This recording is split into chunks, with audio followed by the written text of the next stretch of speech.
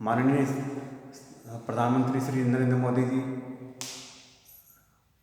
आपके आपके मन की बात को मैं रेगुलर सुनता हूँ और काफ़ी प्रभावित हुआ हूँ। मुझ जैसे युवा के लिए आप शक्ति हैं, एक मार्गदर्शन है और एक एक भारतीयों के दिल में आप बस गए हैं। उसका कई कारण है। ये भी मन की बात में भी आप लोगों से जुड़ने का एक बहुत बड़ा माध्यम है। छोटा सा एक आपसे विनती करना चाहता हूँ। मैं बाई बर्थ झरिया, जिसे आपका झरिया भी कहा जाता है, ये एक छोटा सा कोलफील्ड एरिया है जो झारखंड धनबाद जिला में पड़ता है, झारखंड में। प्रधानमंत्री जी, सरस्वती देवी जो आपको राखी बांधने गई थी, आपकी मुँह बोली बहन, जिनकी आपने अंतिम इच्छा पूरी करी राखी बंधवाकर, और वो राखी बांधकर दुनिया से चली गई। जब आप सिंदरी प्लांट का उद्घाटन करने आए थे, उस वक्त भी मैं आपसे कुछ इस तरह की बात कहना चाह रहा था कि झरिया, जो जिसे आग का झरिया कहा था, क्यों कहा था? ये कोलफील्ड है, चारों तरफ जो है कोयले की खान है। कुछ पार्ट ऐसा है जो कोयले की खान है। पूरा शहर के नीचे कोयला निकाला जा चुका है, मतलब पिलरों के ऊपर शहर बसा हुआ है। ऊपर भी आग, जिससे हम लोग जो रहते हैं, अब रोड जो जा रही है, दोनों तरफ आग लगी हुई, धुआं निकल रहा है, लोगों को आना जाना, लोग रह रहे हैं वहाँ पे। करीब 100 साल पहले, मेरा बर्थ 62 का है, 100 साल पहले सरकार ने अनाउंस कर दिया था झरिया शहर को खाली करने के लिए। लेकिन न प्रशासन न वहाँ के लोग इसलिए खाली करके आए, गरीबी है, फिर जाए तो जाए कहाँ, कोई दूसरा साधन नहीं है। प्रशासन भी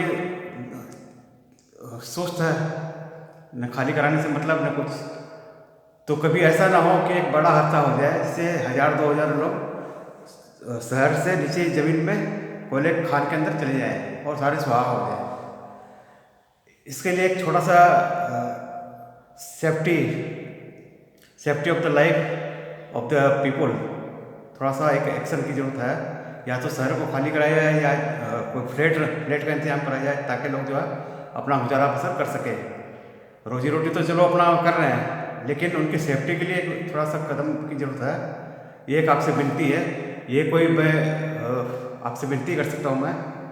और चूँकि आपकी बहन, आपका लगाव भी भाई बहन का जो है, तो थोड़ा सा एक छोटे शहर के हिसाब से अगर आप 2 लाइनें मन की बात में करें तो बड़ी खुशी होगी मेरे शहर के लिए और झारखंड स्टेट के लिए और पूरे इंडिया के लिए, कि भाई अपने आप में लोग कैसे रह रहे हैं। मतलब आप ये सोचिए, जैसे हम लोग 10 बजे नहा के निकलते हैं, 9 बजे ऑफिस में जाते हैं काम पर, और 11 बजे तक चेहरा काला हो जाता है, आँख में जैसे काजल लग जाती है। और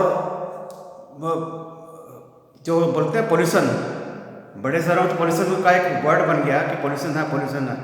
एक्चुअल पोल्यूशन जो है, आप झरिया धनबाद डिस्ट्रिक्ट में अगर देखें तो जितने सांस हम लोग लेते हैं, पोल्यूशन तो हमारे अंदर जा रहा है, कोयले की डस्ट में और इसमें। तो ये भी अपने आप में बड़ा, तो एक छोटा सा आपसे रिक्वेस्ट ही है। बाकी तो थैंक यू प्रधानमंत्री जी, आप युवाओं के इंसान हैं, आप देश की शान हैं, और आपने जो डिसीजन लिए हैं, हैरानगी की बात ये है कि आपने सब्जेक्ट बड़े सिलेक्टेड सब्जेक्ट पकड़े हर एंगल से, और आपने जो डिसीजन लिए हैं, मतलब पूरे आने वाले टाइम में 10 साल के बाद लोग रियलाइज़ करेंगे कि श्री नरेंद्र मोदी जी ने कुछ किया। एक छोटा सा और था, हर युवाओं में, हर सेक्टर में क्वालिटी की ज़रूरत है। जैसे फ्लाईओवर बना रहे हैं हम लोग, जैसे हम लोग रोड कंस्ट्रक्शन कर रहे हैं, अच्छी बात, बहुत अच्छी बात है, कंस्ट्रक्शन होना चाहिए और देश तरक्की हो, बहुत अच्छी बात है। बट एक डिपार्टमेंट ऐसा भी हो जो क्वालिटी कंट्रोल करे। Quality control in the sense कि आपने देखा लखनऊ में फ्लाईओवर गिरा, बॉम्बे में फ्लाईओवर गिरा, कलकत्ता में फ्लाईओवर गिरा, अरे तो क्वालिटी कंट्रोल कहाँ? कुछ ना कुछ कमी रही होगी। सिर्फ फ्लाईओवर बना देना, हाई स्पीड में रातों रात फ्लाईओवर बना देना, कंस्ट्रक्शन कर देना, खर्च कर देना। गवर्नमेंट इस मामले में कि सरकार कंजूसी नहीं कर रही, दिल खोल के खर्चा कर रही है, लेकिन दिल खोल के खर्च करने का मतलब ये भी है नहीं, तो क्वालिटी कंट्रोल जरूरी है।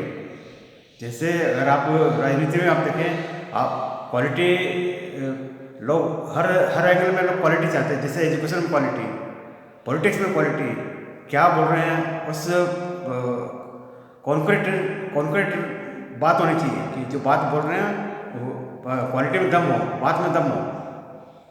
तो ये सब छोटी छोटी सी दो से ये था मेरा, एक तो धनबाद के लिए, एक क्वालिटी के लिए। तो क्वालिटी के लिए मैं हर बार ये बोलता हूँ कि 1 जनवरी को क्यों नहीं क्वालिटी डे डिक्लेयर किया जाए। कोई छुट्टी की जरूरत नहीं है, सिर्फ एक हमें क्वालिटी डे के नाम से 1 जनवरी नया साल एक प्रण लें कि हमें क्वालिटी डे अपने आप को कैसे सुधारें, देश को कैसे सुधारें, हम जहाँ रहते हैं उस एरिया को कैसे सुधारें, हम अपने परिवार को कैसे सुधारें, वहाँ कहाँ क्वालिटी दें। Thank you Modi ji, thank you.